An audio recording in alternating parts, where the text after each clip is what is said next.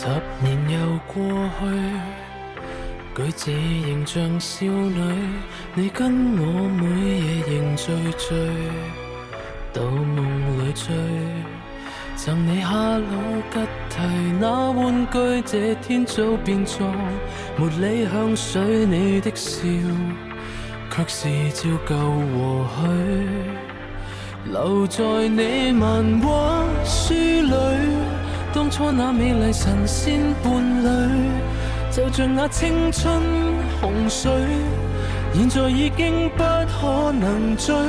那故事倉促結束，不到氣絕便已安葬，教兩人心裏有道不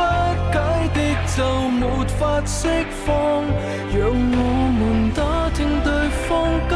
天過得一切平安，縱使相見已是路人茫茫，念書等愛侶入睡卻偷看，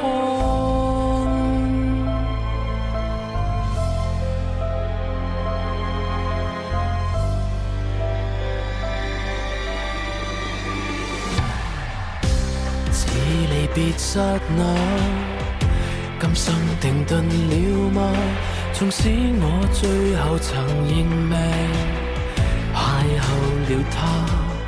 但信一天總會再遇吧。我想聽你說別喜歡他，你跟我以後抱着回家。其實你是一幅畫，狠狠往這舊人心上掛，現實過得不順嗎？定定望向這畫中曇花，那故事倉促結束，不到氣絕便已安葬，教兩人心裏有道不解的就沒法釋放，讓我們打聽對方今天過得一切平安，縱使相見已是路人茫茫，記憶中你仍像初戀好漢，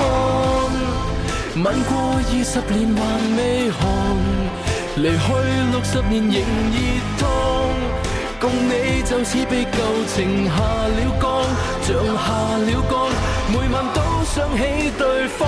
誰亦會講，假使那樣懷念，必會再次有回光，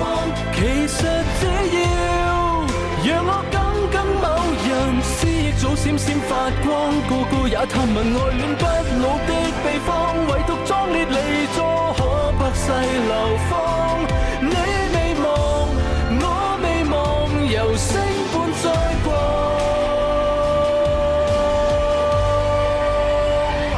那故事倉促結束，不到氣絕便已安葬，才成就心裏那道不解的就沒法釋放，